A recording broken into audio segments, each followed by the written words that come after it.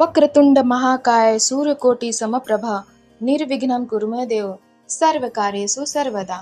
बुधवार का दिन सभी देवी देवताओं में सबसे पहले पूजे जाने वाले भगवान गणेश को समर्पित होता है।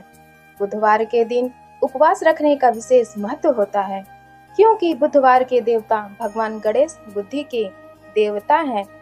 हिंदू धार्मिक मान्यताओं के अनुसार सप्ताह के सभी 7 दिन अलग अलग देवी देवताओं को समर्पित होते हैं, फिर उन्हीं के अनुसार पूजा आराधना की जाती है। बुधवार का दिन सभी देवी देवताओं में सबसे पहले पूजे जाने वाले भगवान गणेश को समर्पित होता है। बुधवार के दिन उपवास रखने का विशेष महत्व होता है, क्योंकि बुधवार के देवता भगवान गणेश बुद्धि के देवता हैं। ऐसे में बुधवार के दिन व्रत रखने पर जीवन में सुख समृद्धि आती है और समय मंगलमय रहता है। ऐसी मान्यता है कि जो भी व्यक्ति बुधवार के दिन व्रत रखता है और पूरे दिन भगवान गणेश की साधना करता है, उस व्यक्ति के जीवन में कभी भी धन धान्य की कमी नहीं होती है। आइए जानते हैं बुधवार व्रत की कथा। समतापुर नगर में मधुसूदन नामक एक व्यक्ति रहता था। वह बहुत धनवान था। मधुसूदन का विवाह बलरामपुर नगर की सुंदर लड़की संगीता से हुआ था। एक बार मधुसूदन अपनी पत्नी को लेने बुधवार के दिन बलरामपुर गया। मधुसूदन ने पत्नी के माता पिता से संगीता को विदा कराने के लिए कहा। माता पिता बोले, बेटा आज बुधवार है, बुधवार को किसी भी शुभ कार्य के लिए यात्रा नहीं करते। लेकिन मधुसूदन नहीं माना। उसने ऐसी शुभ अशुभ की बातों को न मानने की बात कही।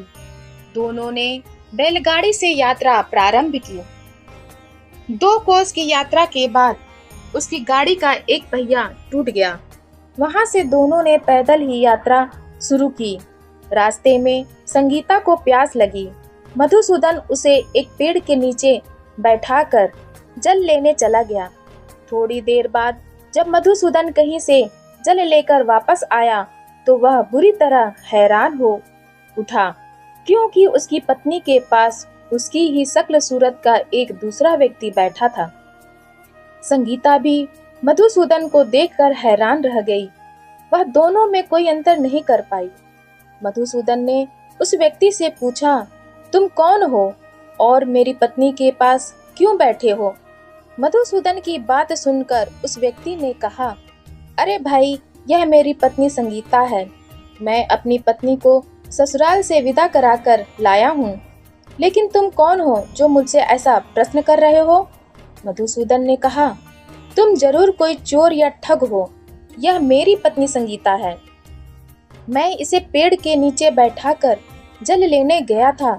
इस पर उस व्यक्ति ने कहा, अरे भाई, झूठ तो तुम बोल रहे हो। संगीता को प्यास लगने पर जल लेने तो मैं गया था। मैंने तो जल लाकर अपनी पत्नी को पिला भी दिया है। अब तुम चुपचाप यहाँ से चलते बनो, नहीं तो किसी सिपाही को बुलाकर तुम्हें पकड़वा दूंगा। दोनों एक दूसरे से लड़ने लगे।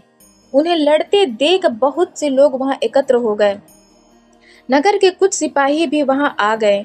सिपाही उन दोनों को पकड़कर राजा के पास ले गए। सारी कहानी सुनकर राजा भी कोई निर्णय नहीं कर पाया। संगीता भी उन दोनों में से अपने वास्तविक पति को नहीं पहचान पा रही थी। राजा ने दोनों को कारागार में डाल देने के लिए कहा। राजा के फैसले पर असली मधुसूदन भयभीत हो उठा। तभी आकाशवाणी हुई, मधुसूदन, तूने संगीता के माता पिता की बात नहीं मानी और बुधवार के दिन अपनी ससुराल से प्रस्थान किया। यह सब भगवान बुद्ध देव के प्रकोप से हो रहा है। मधुसूदन ने भगवान बुद्ध देव से प्रार्थना की कि हे भगवान बुद्ध देव, मुझे क्षमा कर दीजिए। मुझसे बहुत बड़ी गलती हुई। भविष्य में अब कभी बुधवार के दिन यात्रा नहीं करूंगा और सदैव बुधवार को आपका व्रत किया करूंगा।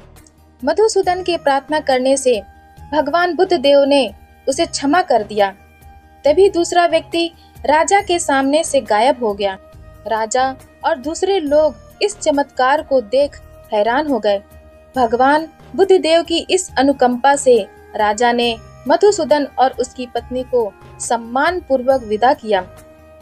कुछ दूर चलने पर रास्ते में उन्हें बैलगाड़ी मिल गई। बैलगाड़ी का टूटा हुआ पहिया भी जुड़ा हुआ था। दोनों उसमें बैठकर समतापुर की ओर चल दिए। मधुसूदन और उसकी पत्नी संगीता दोनों बुधवार को व्रत करते हुए आनंद पूर्वक जीवन यापन करने लगे। इस तरह भगवान बुद्धदेव की कृपा से उनके यहाँ खुशियाँ बरसने लगी। इस तरह जो स्त्री पुरुष विधिवत बुधवार का व्रत करके व्रत कथा सुनते हैं, भगवान बुद्धदेव उनकी सभी कष्ट दूर करते हैं। कथा अच्छी लगी हुई हो तब आप हमारे चैनल सनातन कथा संग्रह को लाइक करें, शेयर करें और सब्सक्राइब करें। धन्यवाद।